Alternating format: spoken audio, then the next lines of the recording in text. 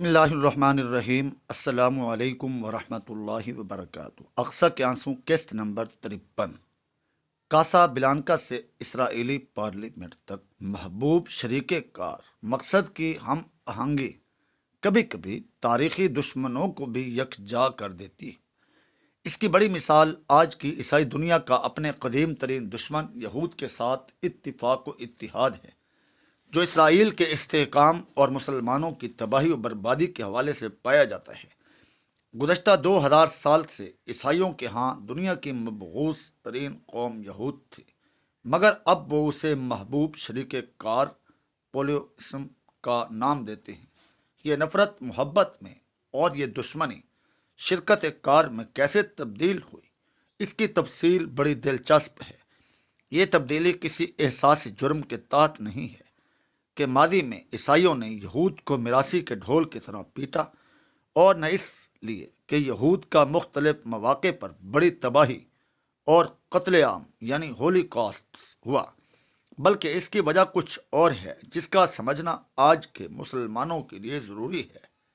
اس کے بغیر مغرب کے مسلم کش اقدامات اور اسلام دشمنی پر مبنی نفسیات کو نہیں سمجھا جا سکتا۔ دنیا پرست پیشوائی یہود کے لیے افراد کی قلت ہمیشہ سے مسئلہ رہی۔ اس کی ایک وجہ تو ان کے ہاں اولاد نرینہ کا کم پیدا ہونا ہے۔ اس وقت دنیا میں نرینہ بچوں کی سب سے کم شرح پیدائش یہود میں اور سب سے زیادہ فلسطینی مسلمانوں میں ہے۔ یہ چیز اللہ تعالیٰ کی حکمت کاملہ کی نشانی ہے۔ دوسری وجہ یہودیوں پر وقتاً فوقتاً عذاب کا نازل ہوتے رہنا ہے، جس میں ان کے اچھے دماغ اور صحت مند جسم ختم ہو جاتے ہیں۔ اور تیسری بڑی وجہ یہ ہے کہ کسی انسان کا یہودیت میں داخلہ قبول نہیں کرتے۔ یہودیت دنیا کے ان دو مذاہب میں سے ایک ہے جس کا مدار روحانیت اور پاکیزگی پر نہیں بلکہ نسل پرستی اور تعصب پر ہے۔ یہ دو مذاہب اپنی تعلیمات کو انسان کی نجات کے لیے ضروری سمجھتے ہیں، لیکن ایک مخصوص نسلی گروہ کے علاوہ دوسرے انسانوں کو اس سے فیض یاب نہیں ہونے دیتے، کیونکہ وہ بقیہ سب انسانوں کو جانور، اچھوت اور نجات کے لیے ناقابل سمجھتے ہیں۔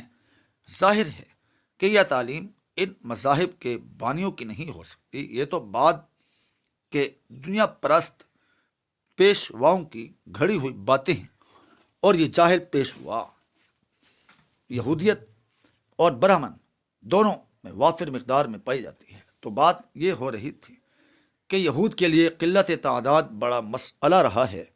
اس کو حل کرنے کے لیے یہ ہمیشہ کسی نہ کسی کندھے کی تلاش میں رہتے ہیں۔ قرآن کریم نے سورہ حشر میں بزدلی اور عیاری پر مشتمل ان کی اس نفسیات کو انتہائی خوبی اور بلاغت سے بیان کیا ہے۔ چنانچہ اپنی اس عادت کے پیش نظر عیسائیت کے ہاتھوں صدیوں تک مار کھانے اور ذلت سہنے کے بعد انہوں نے اس پر ایسی چوٹ لگانے کا ارادہ کیا جو اس کی جڑوں کو ہلا دے اور اس میں ایسے فرقے پیدا کر دے جو یہود کے ہم نوا ہوں۔ یہ ایسا خطرناک انتقام تھا جس کے سامنے عیسائی پیشوائیت رول کے رہ گئی، اور اب ہم جیسے عیسائی دنیا کے نام سے پکارتے ہیں، وہ در حقیقت یہود کی روندی ہوئی دنیا ہے۔ آج احتجاج کا جرثومہ یہود نے پہلا کام یہ کیا کہ انہوں نے عیسائیوں کے ایک طبقے میں احتجاج کا مرض پیدا کر دیا، یعنی کسی بھی قائم اور موجودہ صورت، کیفیت، عقیدہ و نظریہ اور ادارہ، تنظیم و ثقافت کے خلاف قولی عملی احتجاج اور اس سے علیحدگی۔ جب یہ مزاج پختہ ہو جاتا ہے تو بعد میں جب نیا عقیدہ اور نظریہ کی صورت و کیفیت وغیرہ قائم اور موجود ہو جائے تو اس کے خلاف بھی قولی اور عملی احتجاج خود بخود وجود میں آ جاتا ہے۔ احتجاج کا یہ جرثومہ کسی منزل پر اپنا کام نہیں چھوڑتا، لہذا پروٹسٹنٹ نام کے جو عیسائی 16ویں صدی میں احتجاج کرتے ہوئے عیسائیت کے مرکز رومن کیتھولک چرچ سے علیحدہ ہو گئے تھے، اب تک خود احتجاج در احتجاج کے عمل کے نتیجے میں درجنوں ذیلی طبقات میں تقسیم ہو چکے ہیں۔ پروٹسٹنٹ نامی اس فرقے کی خصوصیت یہ ہے کہ ان کا اتفاق صرف اس بات پر ہے کہ عقیدہ ہو یا ثقافت، جب کوئی بات موجود اور رائج ہو جائے تو ان کا اس پر اتفاق نہیں رہتا۔ البتہ صرف ایک بات ایسی ہے جو ان کے تمام گروہوں میں مشترک و متفق ہے، وہ ہے یہودیت، اس کے صحائف اور اس کے عزائم، اس کی رسوم اور مقاصد، حتیٰ کہ یہودی جذبات کی حمایت و مدافعت اور ان کی مخالفت کو خدا اور اس کے تکوینی مقاصد کی مخالفت سمجھنا۔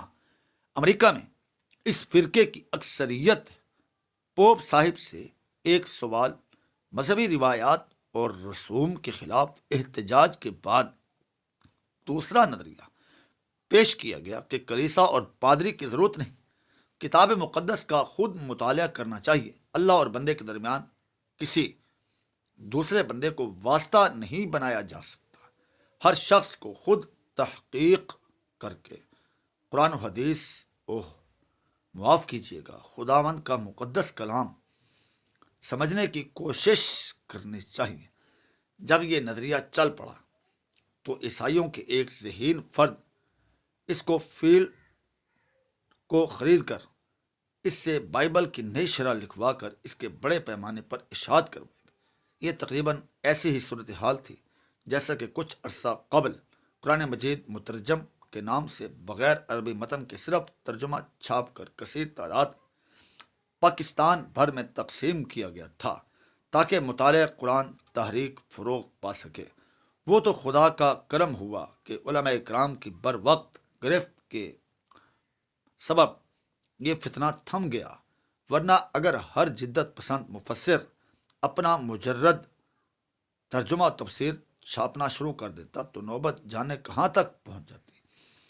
اسی شرح میں جا بجا یہودی عقائد داخل کر دیے گئے تھے۔ اب ہوا یوں کہ قدیم متن مشکل اور جدید حاشیہ آسان تھا، لہذا مشکل متن کی بجائے آسان حاشیے کا رواج ہوا، اور اس نئی بابل کے ذریعے یہودی عقائد عیسائیوں میں پھیلتے چلے گئے۔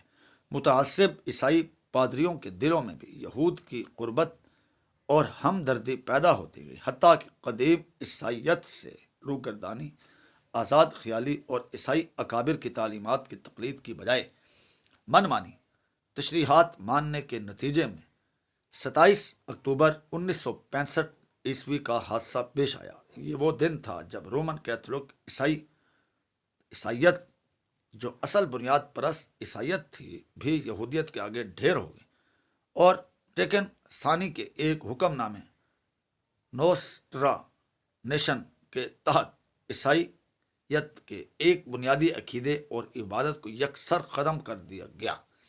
اس سے پہلے پوری دنیا کا عیسائی کا متفقہ عقیدہ تھا کہ یہود نعوذ باللہ خدا یعنی حضرت مسیح علیہ السلام کی قاتل قوم نیشن ہے، لہذا یہودیوں پر لعنت بھیجنا ان کی عبادت کا اہم ترین جز تھا۔ یہ عقیدہ اور عبادت قدیم عیسائیوں یعنی رومن کیتھولک چرچ میں باقی رہ گئی تھی، مگر پوپ کے ایک حکم سے یہ بھی موقوف اور جمعہ خزینہ یا عید فصح گڈ فرائیڈے کے نام سے کی جانے والی وہ مخصوص اور اہم ترین عبادت جو 19 صدیوں سے عیسائیت کے لوازمات میں سے تھی اور اس میں یہودیوں پر علانیہ طور پر لعنت بھیجی جاتی تھی، ختم کر دی گئی اور انہیں قتل مسیح کے جرم سے بری ذمہ قرار دے دیا گیا۔